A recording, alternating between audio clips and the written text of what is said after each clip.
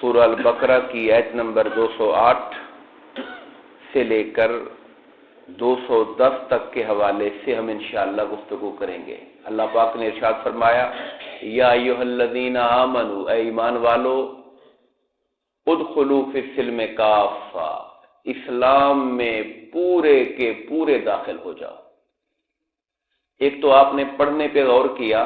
اگر ہم ملا کے پڑھیں گے تو یا ایھا الذین آمنوا ادخلوا، آمنو کے نون کو دال کے ساتھ جوڑ دیں گے، آمنوا ادخلوا۔ لیکن اگر ہم رک کے پڑھیں گے تو یا ایھا الذین آمنوا،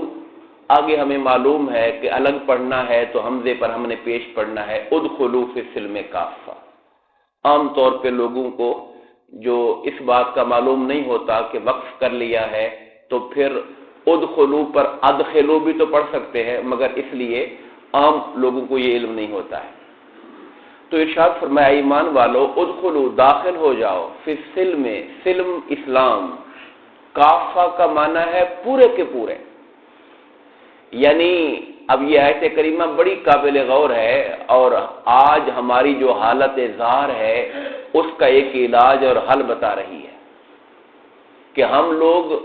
جو دنیا کے اندر اللہ کی رحمت سے محروم ہیں اور ذلت و خواری کا شکار ہیں، تو وجہ اس کی یہ ہے کہ ہم اسلام میں پورے کے پورے داخل ہی نہیں ہوئے ہیں۔ اللہ تبارک و تعالی نے یہود کو یہ بات کہی تھی، اور وہاں ان کو جو بات کہی تو بڑے سخت انداز میں کہی، افتؤمنون ببعض الکتاب وتکفرون ببعض، کیا تم اللہ کی کتاب کے کچھ حصے کو مانتے ہو، کچھ کو نہیں مانتے ہو؟ تو جو ایسی حرکت کرے گا اس کی کیا سزا ہونی چاہیے، سوائے اس کے کہ دنیا میں اس کو ذلت ملے گی اور آخرت میں سخت عذاب ملے گا۔ اللہ کے کلام کی کچھ باتوں کو ماننا، کچھ کو نہ ماننا، کچھ پہ عمل کرنا، کچھ پہ عمل نہ کرنا، کچھ کو سمجھنا کہ جی آج کے زمانے کے لیے معاذ اللہ یہ ٹھیک نہیں ہے، یہ باتیں بڑی سخت ہیں، اس پہ عمل نہیں ہو سکتا ہے، یہ بڑا مشکل ہے، اس کے اوپر ہمارا اس کے بغیر گزارا نہیں ہو سکتا ہے۔ جیسے ہماری قوم نے، ہمارے ملکوں نے سود کو اپنے سینے سے لگایا ہوا ہے کہ سود کے بغیر گزارا نہیں ہو سکتا، جبکہ اللہ فرماتا ہے اعلان جنگ ہے میرے ساتھ۔ اللہ سے اعلان جنگ کر کے کوئی قوم امن سکون میں رہ سکتی ہے؟ سوال ہی پیدا نہیں ہوتا ہے۔ تو اے ایمان والو، اسلام میں پورے کے پورے داخل ہو جاؤ، یعنی اسلام ایک مکمل دین ہے۔ اسلام میں یہ نہیں کہ توحید اللہ کو، عقیدے کو ماننے کے لیے اسلام میں آ جاؤ، اخلاقیات کی بات آ جائے تو گوتم بدھ کی طرف چلے جاؤ، نہیں، ایسے نہیں ہو سکتا۔ ایمانیات کی بات آئے تو دین کو مان لو، نماز روزے عبادت کے لیے اسلام میں داخل ہو جاؤ نماز روزے کے لیے، اور قانون کی بات آئے تو پھر تم یورپ کی طرف چلے جاؤ، امریکہ کی طرف چلے جاؤ، قانون ہم نے وہاں سے لینا ہے۔ یہ نہیں ہو سکتا اسلام کے اندر۔ اب آدھے ادھورے، آدھے ادھر آدھے ادھر، یہ طریقہ اللہ کو قبول نہیں ہے۔ اللہ واضح فرما رہا ہے، ایمان والو، اسلام میں پورے کے پورے داخل ہو جاؤ۔ علامہ اقبال نے شاید اسی لیے کہا تھا، وضع میں تم ہو نصارا، وضع کہتے وہ جو وضع کتا، ہماری جو ہمارا پہناوا، ہمارا جو لباس، ہماری تہذیب، وضع میں تم ہو نصارا تو تمدن میں ہنود، یعنی تمہاری جو تہذیب کلچر ہے وہ ہندو والا ہے۔ پہناوے میں، وضع کتا میں تم عیسائیوں جیسے ہو، وضع میں تم ہو نصارا تو تمدن میں ہنود، یہ مسلمان ہیں جنہیں دیکھ کے شرمائیں یہود۔ علامہ نے یہی تشخیص کی تھی، ہمارے مرد کی، امت کے مرد کی تشخیص کی کہ ہم نے اسلام میں داخل ہی نہیں ہوئے ہیں، ہم کلچر یورپ کا لینا چاہتے ہیں، ہم تہذیب و تمدن وہاں کی لینا چاہتے ہیں، ہمارے کئی رسم و رواج ہندوؤں سے آئے ہوئے ہیں، ہم ان کو نہیں چھوڑنا چاہتے، خواہ وہ شادی بیاہ کی ہیں، خواہ وہ بچوں کی پیدائش پر ہیں، خواہ وہ کسی کئی طرح کے معاملات ہیں جن کو ہم نے ان سے لیا ہوا ہے۔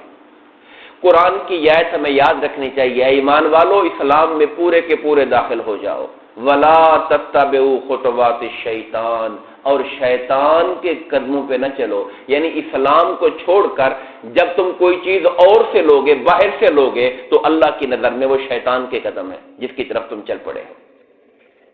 اس آیت کریمہ کے شان نزول میں جو واقعہ، جو روایت لائے ہیں مفسرین، وہ کہتے ہیں کہ یہود میں سے کچھ لوگ مسلمان ہوئے۔ وہ یہودیت میں ہفتے کے دن کی تعظیم کرتے ہیں، جیسے ہم جمعہ کے دن کی عزت کرتے ہیں، یہودی ہفتے کے دن کی کرتے ہیں، عیسائی اتوار کے دن کی کرتے ہیں۔ اب جب وہ مسلمان ہو گئے اور پھر وہ دوسرا اونٹنی کا جو ہے وہ چربی وغیرہ اور گوشت وغیرہ اس سے بھی وہ پرہیز کرتے ہیں یہودی حضرات، تو کئی لوگ جو مسلمان ہوئے یہود میں سے، تو انہوں نے کہا کہ چلیں کوئی نہیں، ہفتے کی ہم یہاں پر بھی عزت کریں گے، وہاں بھی ہم کرتے تھے یہاں بھی کریں گے، فلاں چیزیں وہاں نہیں کھاتے تھے یہاں بھی نہیں کھائیں گے۔ تو اس پر کہا گیا کہ نہیں، مسلمان ہوئے ہو تو اسلام میں پورے کے پورے داخل ہو جاؤ۔ تو یہ نہیں ہو سکتا کچھ وہاں کی چیزیں رکھ لو کچھ ادھر کی چیزیں رکھ لو، یہ ممکن نہیں ہے اسلام کے اندر۔ اور شیطان کے قدموں پہ نہ چلو، انہ لکم عدو مبین، بے شک شیطان تمہارا کھلا دشمن ہے، وہ اس طرح کی حرکتیں کروا کر تمہیں اللہ کی رحمت سے دور کر دے گا۔ اللہ کرم اسی پہ فرمائے گا جو کامل اسی کے در پہ آ جائے گا۔ فَإِن ضَلَلْتُمْ، اور اگر تم پھسلے،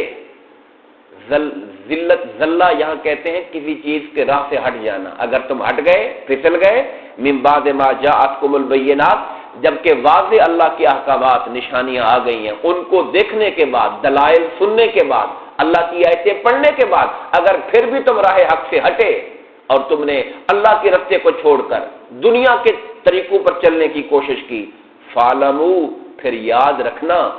ان اللہ عزیز حکیم، اللہ بڑا غالب ہے، ہر شے پر غالب ہے وہ، اور حکیم بڑی حکمت اور دانائی والا ہے۔ غالب ہے کا مطلب یہ کہ وہ جس طرح چاہے جو چاہے سزا دے، حکیم ہے وہ جب مناسب سمجھتا ہے تب سزا دیتا ہے، وقت اس نے اپنا مقرر کیا ہوا ہے۔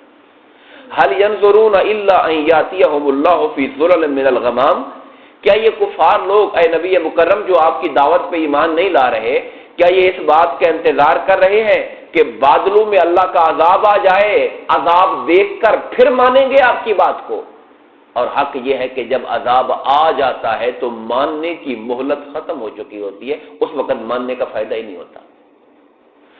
توبہ کا رستہ کھلا ہے ہمارے لیے، مگر اس وقت تک جب تک کہ موت کا وقت نہیں آتا، جب موت کا غرغرہ طاری ہو جائے تو پھر توبہ کا دروازہ بند ہو جاتا ہے، چونکہ انسان اگلی دنیا کو دیکھنا شروع کر دیتا ہے،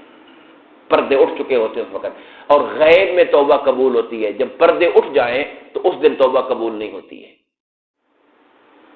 والملائکہ، تو فرشتے آ جائیں، وقضی الامر، اور فیصلے ہو جائیں، جب اس دن تم مانو گے اس دن ماننے کا فائدہ نہیں ہوگا۔ وإلی اللہ ترجع الامور، اور تمام معاملات کے فیصلے اللہ کی طرف لوٹائے جائیں گے، حقیقی فیصلہ تو وہی فرمائے گا۔ دعا ہے کہ اللہ تعالی ہم سب کو تعلیمات قرآن کو سمجھنے، پڑھنے اور عمل کی توفیق عطا فرمائے، آمین۔ وما علینا الا البلاغ المبین۔ الصلاۃ